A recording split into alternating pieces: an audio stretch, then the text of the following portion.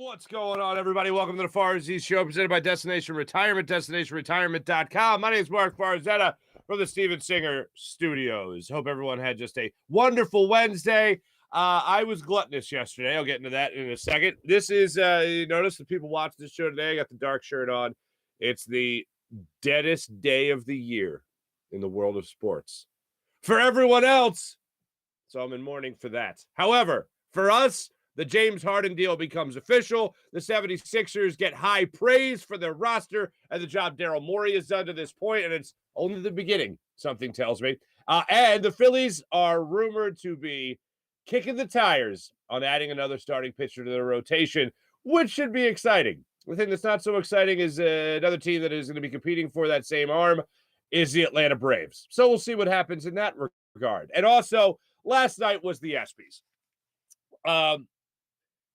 Everyone says they don't care about the ESPYs. Yet the ESPYs are watched. People watch it. They know the Steph Curry was the host last night. We'll get into him. I have a little clip of his speech. And I find it interesting that people say, oh, it's stupid. It's a made-for-TV event. Yes, of course it is. It's an award show. What else is it supposed to be? But at least in some of the personalities, the players that I enjoy watching, perform their craft, like a guy like Steph Curry, being out there a little bit out of his element. So for that aspect, I always try to catch the monologue of the ESPYs. In my mind, no one will ever beat Norm Macdonald in 1998, who was just phenomenal. But even when he passed, I played a little clip of his ESPYs. His speech was wonderful. But I'll talk about Steph Curry last night, and I'll talk about the award. And Dick Vitale, I'll say this, folks. I'll let you in behind the curtain a little bit to my mind, which is a scary place sometimes. But, every once in a while, if I feel like I'm in a rut, every once in a while, if I feel like I'm not feeling myself, right? There's usually two things that I'll watch. Like if I feel like if I need to watch something to pull me out of that rut or pull me out of that mind frame, get kind of reset the thinking there back into the very normally positive person and happy-go-lucky person that I am. I watch two things. One is Will Ferrell as Robert Goulet on Conan O'Brien, probably 20 years ago by now. And I just find that impression, I find that whole bit that he did hilarious. And I laugh and I feel better about the rest of the day and I go back to my world. The other is Jim Valvano's speech from the ESPYs.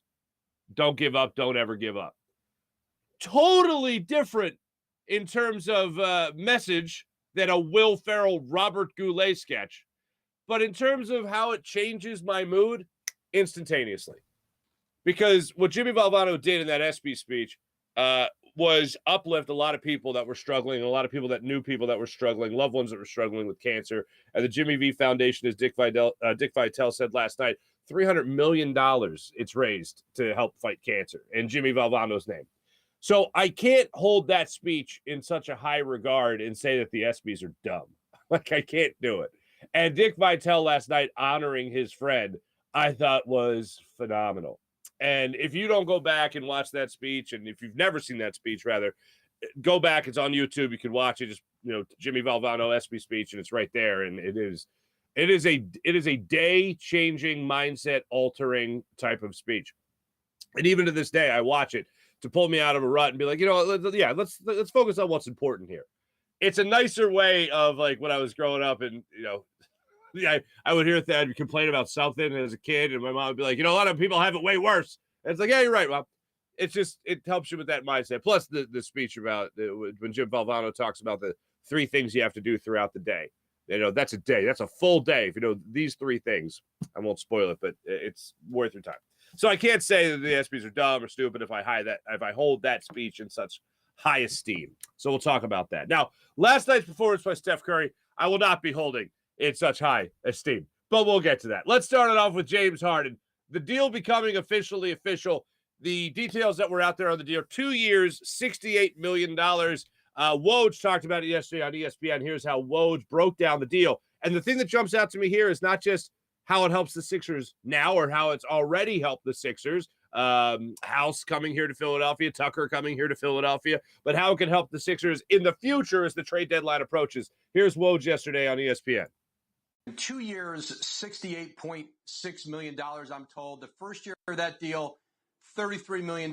So that allows James Harden, he could decline that player option again next summer and negotiate another new deal that might also be cap friendly for the Sixers. But what James Harden, by opting out, declining that $47 million player option, allowed them to do. PJ Tucker at the mid-level exception, Daniel House at the biannual exception, DeAnthony Melton, who they acquired from Memphis in a trade. And then it allows Philadelphia some cap flexibility once the season gets going, prior to the trade deadline, to make some deals. So for James Harden, certainly financially, he helped Philadelphia. Now, listen, the Sixers will want him to be in great shape when he returns to training camp in the fall. And this is a player who's made almost, with this deal, $275 million in his career. But James Harden, he's spent a lot of time talking with Daryl Morey, the organization, about wanting to win, about doing what he felt could be his part with that, declining the option. So now 2 years, $68.6 million, and again, a $33 million guaranteed salary. I think this is going to be one of the biggest bet on yourself type of deals in the history of the NBA. For him to decline, first off, who's declining $47 million? I'll tell you who. Nobody. James Harden is the only one. So when you think about turning down that money to go down to around the $33 million he's going to be making for this upcoming season, and then the player option for next year, he can say thanks but no thanks to the deal, maybe create another deal with the 76ers, a longer-term deal, or betting on himself this year, showing he can still score, showing he can be a better facilitator, showing that his hamstring is fine, the health is fine, that he's in shape at 33, which will be 33 this year, and then obviously 34 the next time he signs the deal.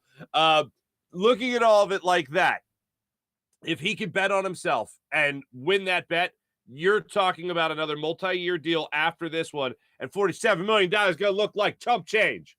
Actually, the $15 million in particular is going to look like chump change compared to the deal that he could sign if he opts out of the player deal, a player option next year, and signs a long-term deal either here in Philadelphia or elsewhere.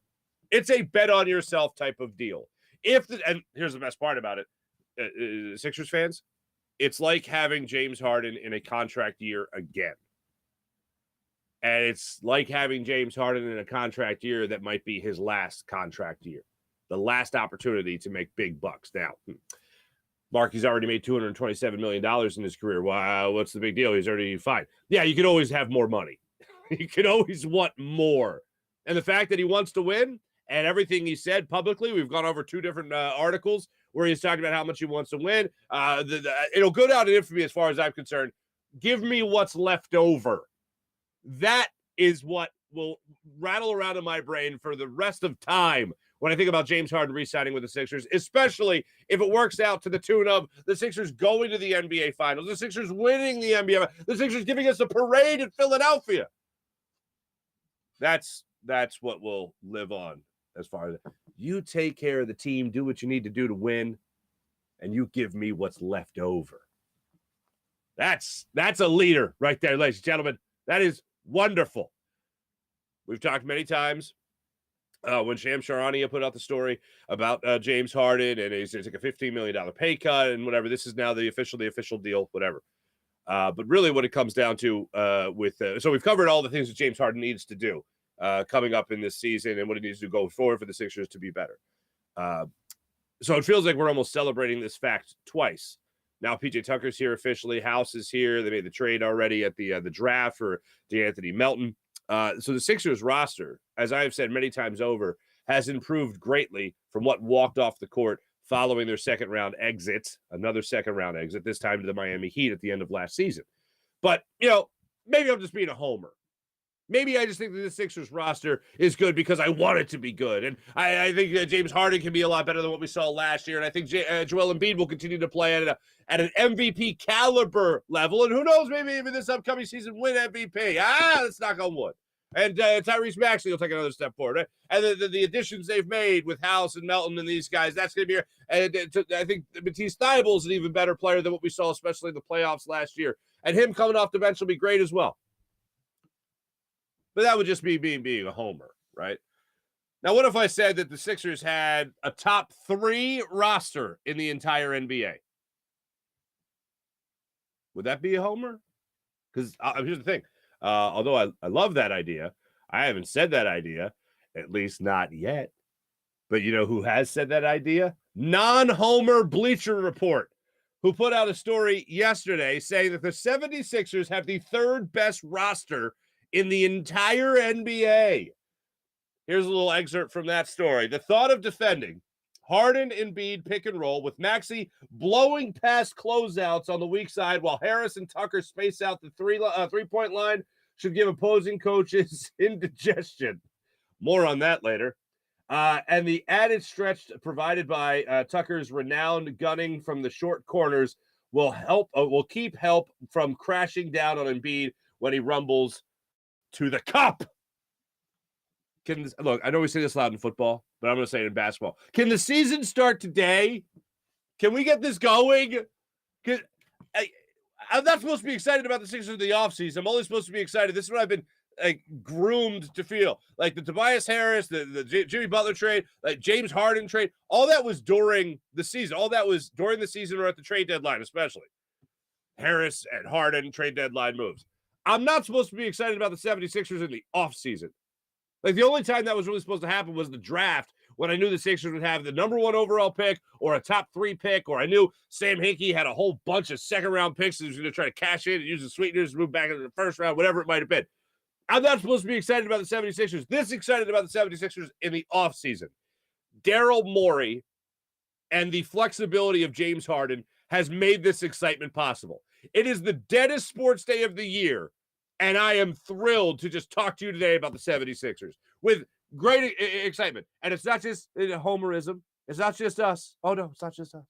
Bleacher Report's putting out there the 3rd best lineup, the 3rd best roster in the entire NBA. Now, I will say, number 1 is the Warriors. Giggity, giggity. Number 2, and this hurts my heart, number 2 is the Boston Celtics.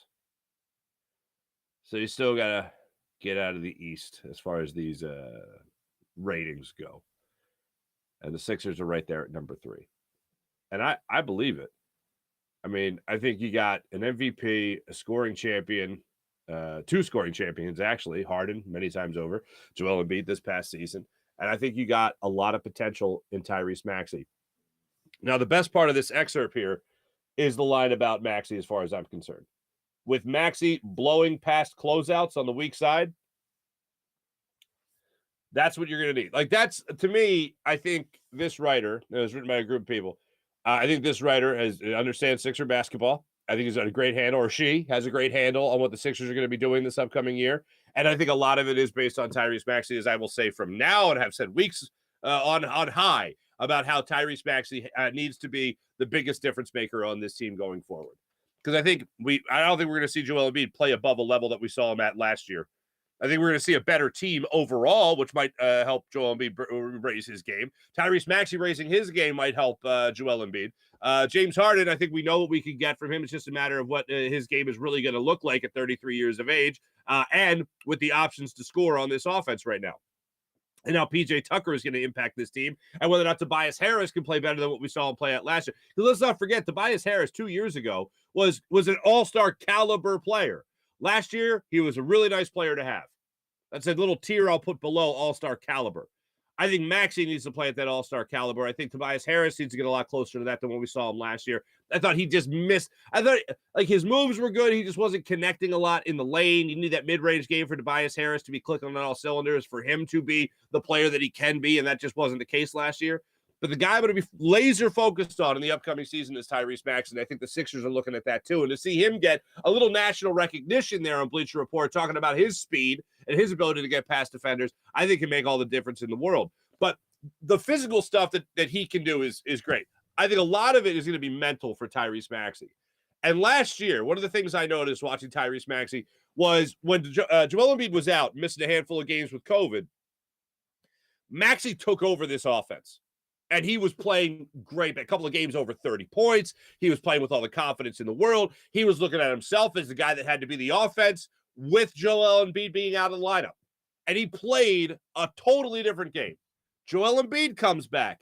And it was almost like the body language, the decision-making from Tyrese Maxey, and part of this is rightfully so, was a little submissive to Joel Embiid. It took a while for Tyrese Maxey to realize, and Joel Embiid, I give him credit for this, helping Tyrese Maxey realize, even with Joe here, I can score. Even with Joel Embiid here, I can be more of a focal point, not the focal point, but a focal point of the Sixers offense. And I remember saying, if Tyrese Maxey just realizes how good he is and plays with that type of confidence, and there were plays where I saw Joel Embiid defer post-ups to kick it out to Maxey, where he could have he had a guy on the hip, could have, rolled around him, could old pump fake hook and then go onto the basket for a dunk, whatever. Instead, kicked it out to Maxey, let him do his thing on the perimeter, whether it be a three, whether it be trying to drive to the lane, get the N1, whatever it was. I saw situations where Joel Embiid was trying to set up Tyrese Maxey to help him build that confidence to be that scorer, even with Joel Embiid in the lineup. Imagine starting out the season now, as the Sixers will in this upcoming year, with Maxey playing with that confidence. Because as the season went on and those two started playing with each other more and more, and then James Harden came here, and Tyrese Maxey started being even more confident, being set up and getting the spacing courtesy of James Harden, you saw Maxey take that leap forward. Imagine starting out this year, this upcoming season, where you left off from last year with an even better Tyrese Maxey, with a more understanding, with Tyrese Maxey having even more of an understanding of what he was doing last year, working his ass off in the offseason, and coming back into next year an even better basketball player. And also much more familiar with his surroundings and the guys that he's playing with. I think they're right there. I think about other teams, team that had won a championship recently in the Bucks. I think about the Heat. They're not going to be the same team. And yeah, the Sixers for me are, I thought maybe a top 5. Absolutely slam dunk, no question about it. Top 10. I think top 5, I thought, if I'm being 5, I'm probably being a homer. And then Bleacher Report goes out there and says 3. Okay. I'll take that. It's better when they say it, because then I don't just get no, you're just a Sixers fan. Yeah, I am. But I also really want them to do like really, really, really, really super awesome and good and stuff. So that's where we're at with the Sixers right now today. Woj broke it down for you yesterday on ESPN. Here's what else I got for you.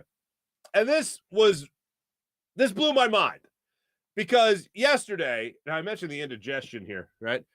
Yesterday, we started filming a special segment that we're going to be doing on this show. Actually, it's going to be hopefully full episodes, and we're in the process of putting it together. But it involves me taking an athlete out for lunch and having a conversation about their career and driving around, courtesy of our friends at Sky Motor Cars. My man Brett hooked it up. He was great. And yesterday, I won't say who I was sitting with just yet, but I had something called folks, let me say this. I'm not exactly a bastion of health. All right. I eat carbs. There's really nothing that I'm like, I shouldn't eat that. The old cholesterol. Like, I'm not there, right? Probably should be. But I generally speaking, to manage my weight, and we all struggle with our weight, right? I generally speaking don't eat I don't eat 3 big meals a day. Like I try to eat 2 decent sized meals a day, a couple of the little somewhat healthy snacks in between, but that's about where I'm at. When I eat a full 3 meals, I feel like the fattest bastard on the planet. And yesterday, I will just say this.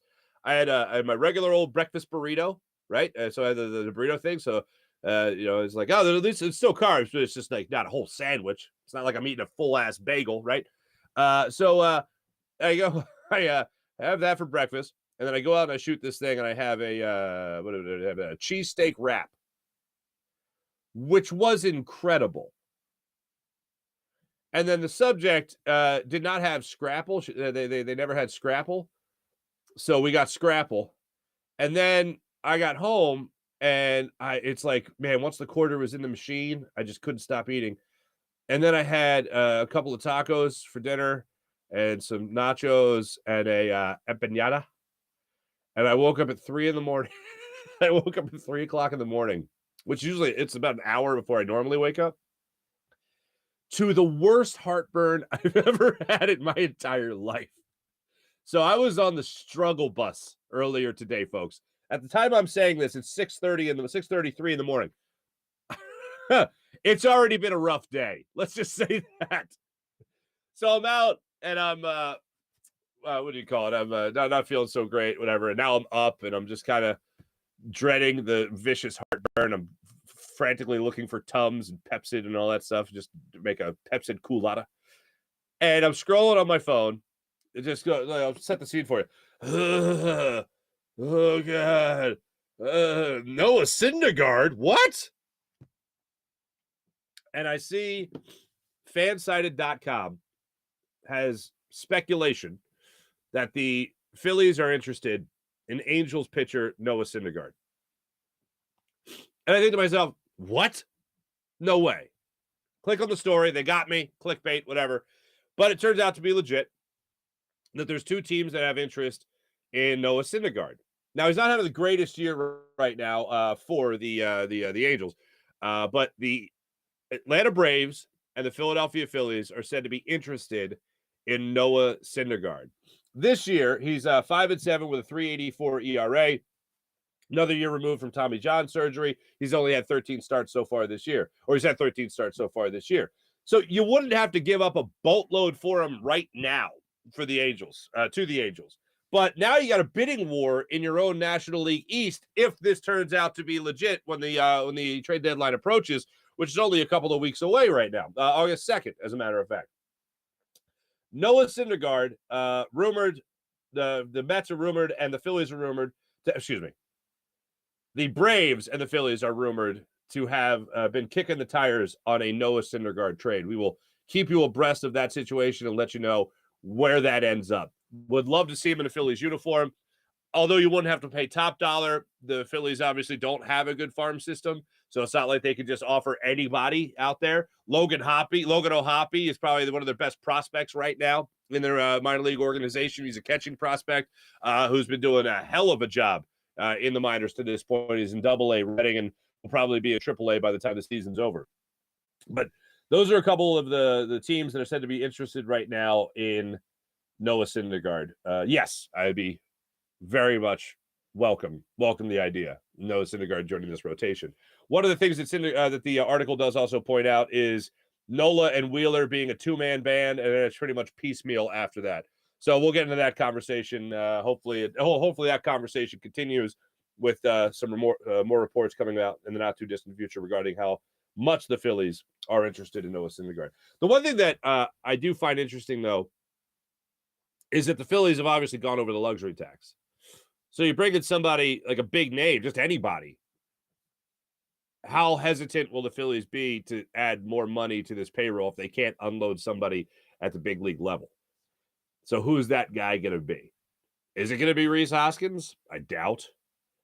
Is it going to be Didi Gregorius, who has struggled this season, and Bryson Stott gets more of an opportunity there when Gene Segura comes back? Who is it going to be for the Phillies to try to alleviate some of that spending that they got going on? Because I do think that factors into it, especially after the one guy you go over to the luxury tax for, Nick Castellanos, isn't exactly having the year that you were hoping he would be having. So a lot of things to follow as the trade deadline approaches, and it feels good to be able to say that. Folks, I got to be honest. I didn't like Steph Curry last night hosting the ESPYs. So if you like the ESPYs or not, whatever. I'm just talking about this man doing a speech. He comes out, drink in hand. And then I immediately thought of my father, who always thought, that's cheap humor. Well, I think he's right. And Steph Curry comes out. I thought he had no stage presence whatsoever. And look, I'm evaluating him by comparing him to like Peyton Manning, for instance, who is just a naturally funny, entertaining guy. And Steph Curry goes out there, and I just thought it was very flat. And I'm thinking to myself, why would you ask an athlete to do this? Why? Why would you ask an athlete to do this? And just as I'm thinking that, Jay Farrow comes out and saves the whole thing. And they sing a song about how Steph finally made it. And that was funny. That was good. I thought it was great. But I'll give you a little sample of what I'm talking about from last night in terms of just the overall stage presence, whatever. Here's one line that's getting a lot of picked up a lot of steam during the ESPYs last night.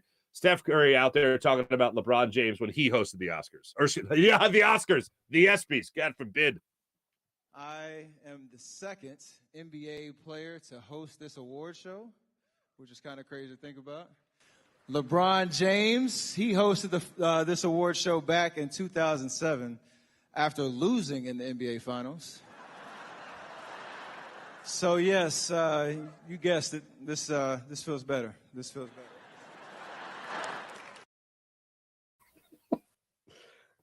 It was a lot of that. I didn't think it was particularly good. It was just meh. One of those things. Meh. And Jay Farrell came in and saved the day a little bit later. That's pretty much all I watched of it because I wanted to see it. Like, I like Steph Curry. I'm a fan of Steph Curry. But like, there's a reason why like the media members aren't trying to play in the NBA. Like, granted, it's more physical labor and skill, and most media members are a little bit past their athletic prime. But you get what I'm saying. But yeah, if there's ever been anything Steph Curry did that I didn't like, it would be him hosting the ESPYs last night. And that's the thing. Like, the bar has been set really high. Like, Jamie Foxx was one of the best ever. Like, I don't know what it is, but I just have an affinity. I really appreciate people. I really admire people that can host award shows because you got to be so versatile. Like, I love Billy Crystal hosting the Oscars. I love Jamie Foxx hosting the ESPYs. But I mean, and who did I shout out earlier? Norm Macdonald, who wasn't exactly going up there and singing and dancing. I just thought he was hilarious. But I get that it's an athlete's night. I get that it's ESPN's night. But man, there's so much better talent out there available to rock that night. Put Steph Curry in that position. Poor fella. Let me tell you right now about my man Mike Seibert at Destination Retirement, destinationretirement.com.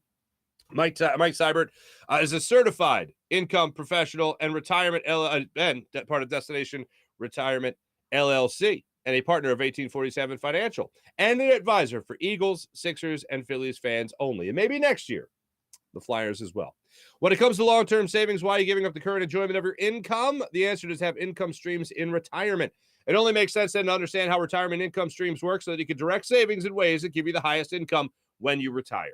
Think of it like climbing a mountain. Is the objective just get to the top of the mountain, or is the objective to get to the top of the mountain and then back down the mountain safely? Going up the mountain is your accumulation phase. Going down the mountain is your distribution phase. Those are the two different phases of your financial life, which I didn't even know about. So I talked to Mike Seibert. Let Mike show you an efficient way to help pay for your kids' college education and still retire on your own terms. How's that sound? Your first step is to avoid starting your growth cycle over by depleting accounts like 529s for big expenses like college. You don't want to lose your position on your growth cycle and have to start over. You can't get that time back. Instead, set yourself up with the ability to use vehicles that you can take money out of without starting your growth cycle over again. Find out how your annual retirement savings can help your college savings and how your college savings can help your annual retirement savings. Mike will do all this and set up a portal and retirement analyzer, then use the software to help you navigate through the different phases of your financial life. For questions or to set up a meeting with Mike, you can email him at gobirds@1847financial.com, or you can call him at 484-275-6035. That's 484-275-6035. Also, visit his website at destinationretirement.com. And as always, go Birds and let's go Phillies. How about Steven Singer of Steven Singer Jewelers? The other corner of 8th and Walnut, right there on Jewelers Row in Philadelphia. For over 40 years, Stephen has been in the love business in Philadelphia, helping the city of Philadelphia get engaged and fall in love. Giving the perfect gifts at Steven Singer Jewelers, from dazzling diamonds, diamond rings, diamond tennis bracelets, diamond necklaces, diamond earrings as well. It's all there at Steven Singer Jewelers, and here's what he guarantees you. The perfect price guarantee. Sometimes when you spend a little too much money, then you're thinking, oh boy, what's this going to be? How can I negotiate? How can I haggle them? Steven, you don't got to worry about that. You walk in only worried about what you want to buy because you know you're getting the perfect price every single time.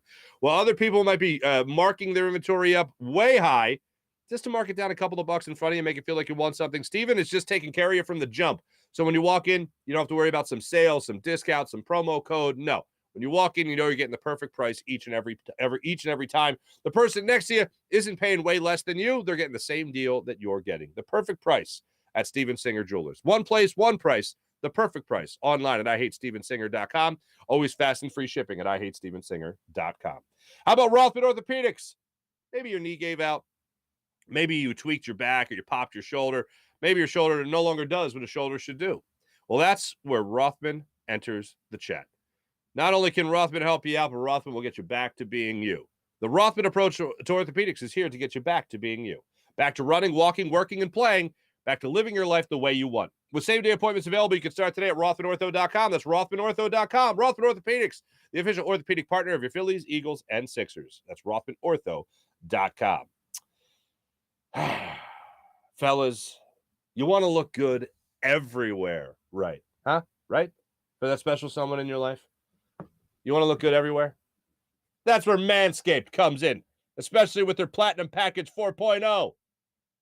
It includes a lawnmower 4.0 trimmer, weed whacker ear and nose trimmer. Oh, that is just, you got it. Come on. And all with skin-safe technology that helps reduce the risk of nicks as you manscape with comfort and confidence. Plus, it also has ultra-premium body wash, 2-in-1 shampoo, conditioner, deodorant, crop preserver, anti-chafing ball deodorant, crop reviver ball spray toner. You haven't lived till you tried it, folks. Anti-chafing boxers, and the Shed travel bag to hold all the goods that you'll be using to manscape your goods with Manscaped. Manscaped.com. Use promo code Farzy for 20% off and free shipping. That's 20% off using promo code Farzy and free shipping at Manscaped.com. Your balls will thank you. Thank you. You're welcome. Freestone Farm CBD. FreestoneFarmCBD.com.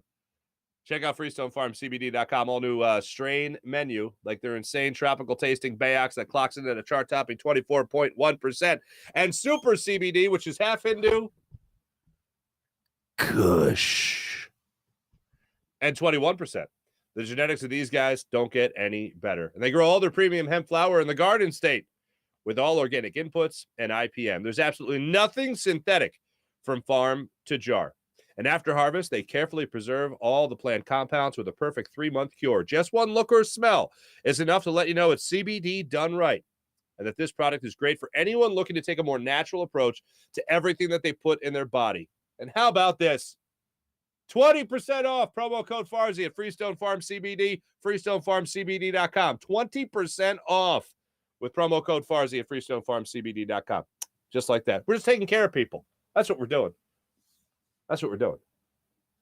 Fellas, by now you heard of Blue Chew. You know what Blue Chew does. Same active ingredients as Cialis and Viagra. Fellas, it can help you out. Blue Chew is amazing. Amazing for people that want to take care of a little problem they're having in that area.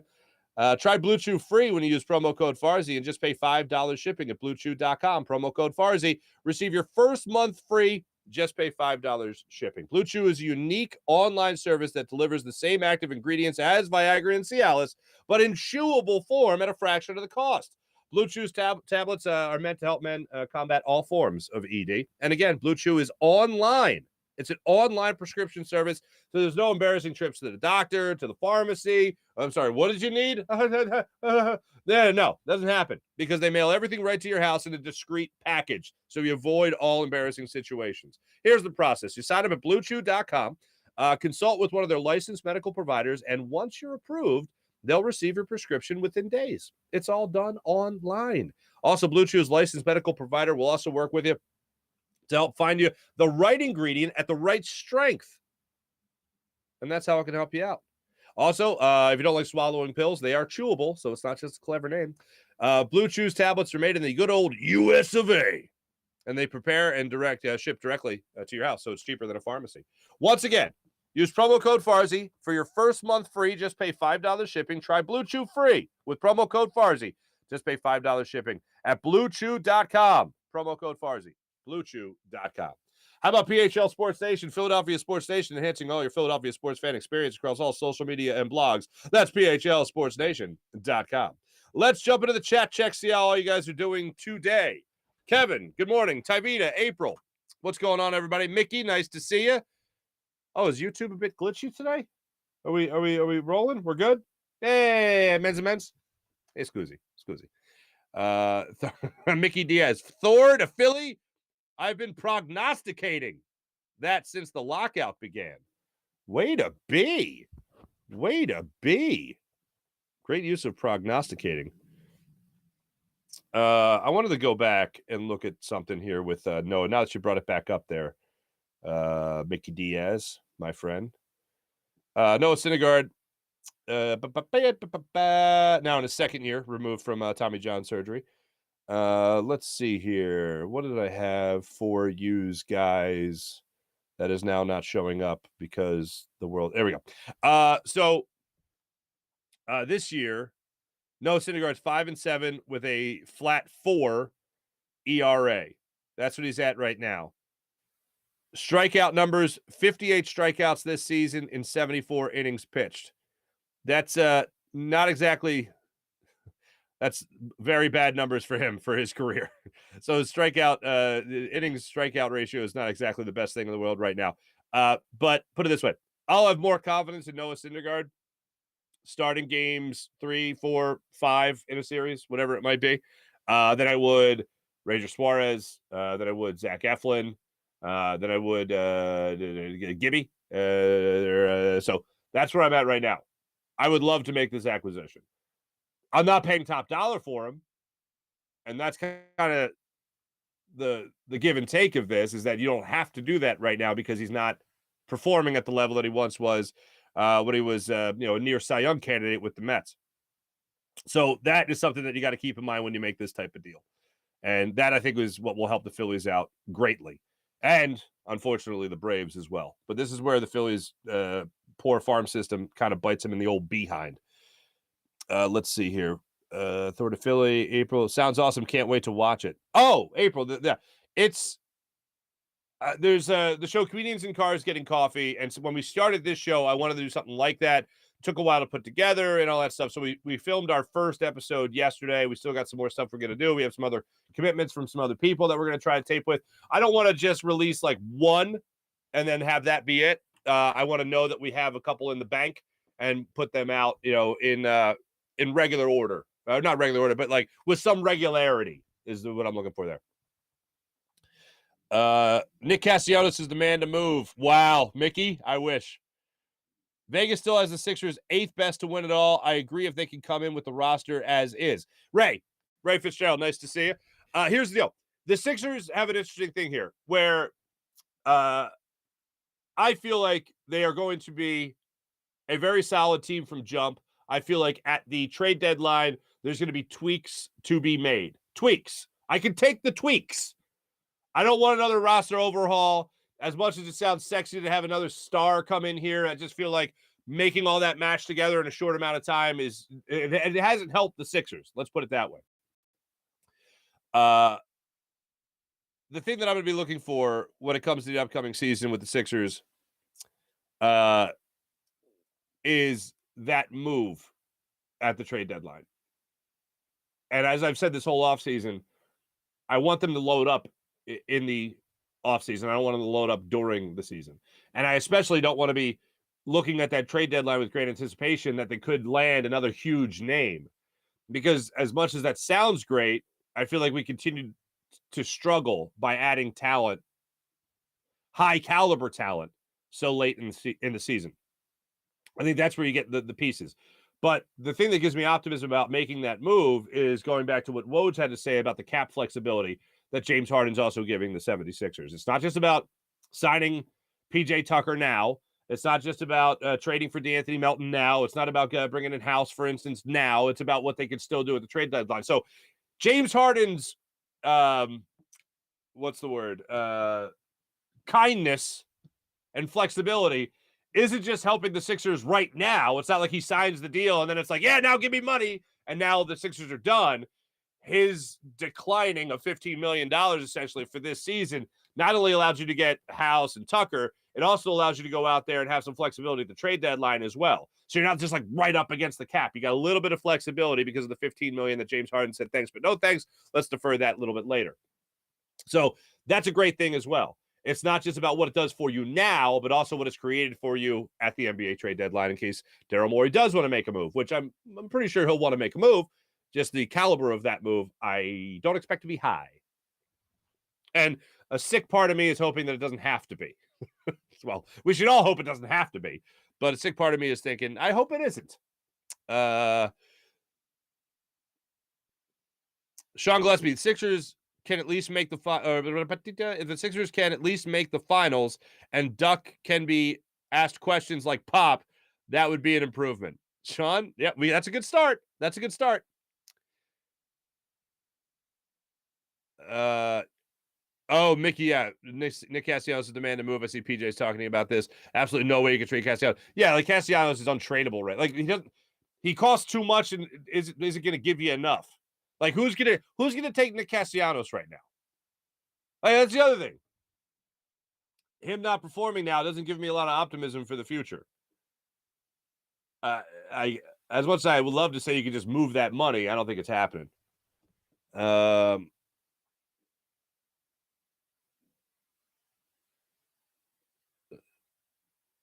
Yeah, Mickey, no, you're right. He's underperforming. That's for sure. That's what makes him so damn hard to trade, unfortunately. Yo, Paul Gaston is in the chat. What's up, Paul? Nice to see you. Yeah, once you guys put the quarter in the machine of PJ for baseball, oh, it's going, baby. It's going. We talking baseball. I would not get rid of Ohapi. I would agree with you because I don't think JT's got much left in the tank for the next 3 years. Ray, I'm with you 100%. I wouldn't get rid of Ohapi either. But what I'm saying is if you're going to make a move, Ohapi's the first guy that people are going to be asking about. And plus, I'm really looking forward to saying Logan Ohapi for like 10 years. That's a fun name to say. I had to, when I would like, because I'm still like a nerd and I check the minor league box scores and all that stuff. But like, I'm looking at that name. I'm like, there's no way that name is pronounced like it looks. Like that can't be Ohapi. No way. That's like just Ohop or something like that. And then I'm watching post-game interviews with him, and it's like, I'm here with Logan Ohapi. And I'm like, no way, really. It's Logan Ohapi. Okay, Logan Ohapi. So, Ray, you and I agree. JT has not been himself all this year. What if not being vaccinated is the greatest thing to happen to JT Realmuto? You know how I've said with Nick Castellanos, he needs a couple of days off. He needs to get away from the game for a second and hope and cross my fingers that he comes back in the second half of the season after the All-Star break and he starts hitting bombs, right? Well, what if JT Realmuto's couple of days off were Tirana? What if going north of the border, or in this case, not being allowed to go north of the border, was the reset button JT Realmuto needed? Because he was great in that series against the in the Marlins. You know, granted, it was his old team, and maybe he had a little extra flair to it, a little extra pep in his step. But JT Realmuto was great in the series against the Marlins. Maybe those couple of days off there in Toronto was exactly what he needed. That's just what I'm going to go with. That's just what I'm going to go for. Because, look, JT Realmuto, I still think, is a great defensive catcher. The hitting has left a lot to be desired, and I think that really goes without saying. When you're talking about JT right now, he's hitting 252. He's only got 8 home runs. He's on pace for, looking at it right now, 14 home runs this season. But then you look at he got, let's see, 6 hits in the 3-game series against the Miami Marlins. One of those was a home run. He hit a double in each game. So that's pretty damn good. Now, JT Realmuto isn't going to do that for the rest of the season, so let's just get that out of the way. But if I could just get JT Realmuto back to the guy that we saw, again, on pace for 14 home runs. Nick Castellanos is on pace for about 15 home runs. You're talking about a guy who last year in 134 games hit 17 home runs, hit 263. So he's 10 points below that batting average right now. 2 years ago with the Phillies, in his first full year with the Phillies, 3 years ago rather, in 145 games, he hit 25 home runs and a 275 batting average. That's the guy I'd like to see again.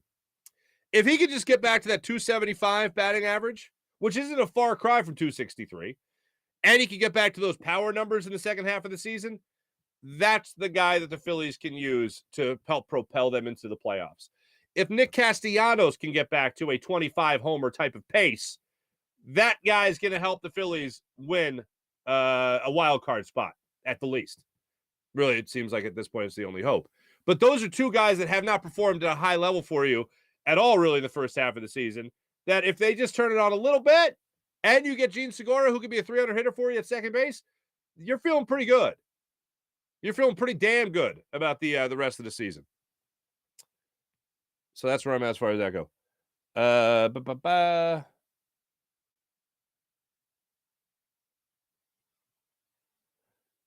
Oh. Oh. Cardinals talking about possibly using a catcher. Okay, Ray, see where that goes. April, I did see this. It's been talked about a lot, the Sixers possibly moving a stadium into Center City. I know there was a project a couple of years ago about possibly putting one down at like Penn's Landing. Let me tell you this. Seeing, and you guys know this, my mom's from Baltimore, so I've been in and out of Baltimore my whole life. I've gone to a lot of Orioles games throughout my life. I was born up here. We actually lived down there for about 3 years, I think. Yeah, 3 years. And I lived like just outside Baltimore in a little town called Dundalk. And I loved seeing what Camden Yards and M&T Bank Stadium did for the Inner Harbor, and I love what it did for the economic development of that area. One of the things I don't like about the placement of the stadiums is that people always say how easy it is to get out. And I'm like, yeah, I don't want you out. I want you trapped in my city spending your money. Like, I want that money spent in the city proper. I don't want you just going to a game and then leaving. And one of the things that downtown stadium does is create that economic development. The restaurants are packed. The hotels get a lot of a lot of rooms booked and all that stuff. People stay in the city. They have dinner in the city. They spend their money in the city. Obviously, people talk about parking. There's enough parking throughout the city where you could spread it out pretty well. I know that's what Baltimore does, and I know that we're 10 times the size of Baltimore. I get it, but I just like the idea of having a downtown stadium. Washington, D.C., I think it's still the Verizon Center with where the Capitals and the Wizards play. That's right downtown. I love the idea. I would welcome with open arms. As someone who lives in the city, I love the idea of having downtown stadium. I love the idea of being able to like ride my bike to a game. But I hope they do it. Now, the reason they would do it, other than money, there is no reason. That's why they would do it. The Sixers ownership group rents the Wells Fargo Center from Comcast Spectacor. Nobody wants to rent. When Josh Harris is worth $4.8 billion, you don't want to rent anything. You want to own something. You want to have your own building. You don't have to go by anybody else's guidelines. If you guys remember a couple of years ago, the Sixers had that little scandal's too hot and dramatic a word, but had that little tussle where they had to have contractually Wells Fargo Center painted somewhere on the floor. So the Sixers said, fine. And they painted it in white where it was invisible on television. Like you could see, like it looked like a little like white scuff marks almost on the court. There's no doubt in my mind that was because of a little tussle they had between those Comcast Spectacor and themselves, the Sixers ownership group, Harris Blitzer, right? So for me, like, yes, they can't wait to get out of that building and have their own facility where they can sell that as well. They can have concerts and have that as a venue as well. So there's no doubt in my mind that they want to move. It's just about trying to put it together to actually move. I would love a place at Penn's Landing. I would love a place down in the city somewhere as opposed to being all the way down at the sports complex. So that's what I'd be. Yes, April, buying versus renting. That's the fast way to say it. Sorry.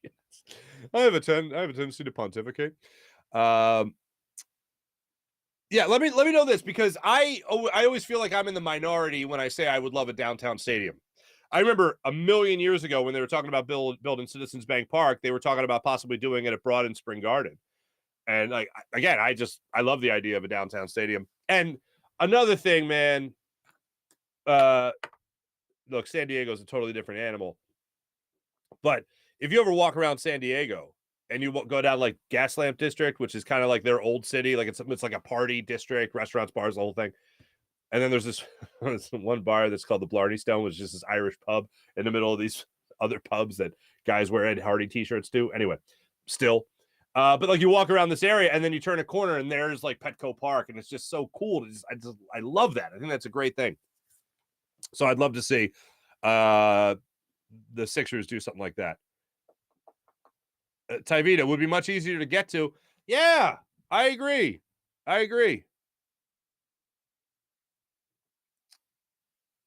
Oh, PJ saying he still loves the mock-ups of Spring Garden, the stadium at Spring Garden. Yeah, they just built a bunch of apartments there, so nothing's happening abroad in Spring Garden now. They just built a new like condominium complex, a little shopping center, a little strip mall between 15th and Broad on Spring Garden, and they built like another condo complex, a giant shopping center. What's the deal with Giant? There's like all these Giants popping up around the city now. So that's going on. So anyway, yeah, that's your update on the city's development. But yeah, that's what the story. Yeah, another story recently came out of the Sixers trying to move locations, and I think they've wanted to do that really since they bought the team, and that was a goal for them to build their own venue. But you know what? Bring a championship to Philadelphia, and a lot more people will be flexible about where the Sixers play. That's for damn sure. Thanks to everybody in the chat. You guys are wonderful as per usual. Thank you very much. Let's get into our morning rush brought to you by Sky Motorcars, skymotorcars.com. Phillies, everybody enjoy the night. Finish watching Stranger Things. There's no sports as far as the Phillies go. Phillies get back at it tomorrow against the Cubs. 7:05 start time in South Philadelphia. A couple days off there for the Phils. Kyle Gibson will get the start against Justin Steele. At least that's what it looks like right now. Gibson 5-3 with a 4.35 ERA. Steele is 3-6 with a 4.15 ERA. Left-handed pitcher for the Chicago Cubbies. All right, today we're going to pay attention to Noah Syndergaard, see if anything goes on that front, and also see if anybody else is going to come out and praise the 76ers roster from right now to tomorrow. So we'll talk about all that and more on tomorrow's program. Looking to talk to, hopefully, Keith Pompey for the Philadelphia Inquirer tomorrow about just where the Sixers are at right now and if there's anything else we can expect them to do throughout this offseason. Thanks for watching. Thanks for listening. My name is Mark Farzy. This is the Farzy Show presented by Destination Retirement, destinationretirement.com, coming to you live from the Steven Singer Studios from 6 to 7 every day. Jim Harden produced the program, did a wonderful job. And yesterday during our filming of our first episode, did a phenomenal job doing that as well. So shout out to you, PJ, for that. This is a Buzz Sports and Entertainment production. Again, my name is Mark Farzy. I'll talk to you guys tomorrow. Have a wonderful rest of your day. See ya.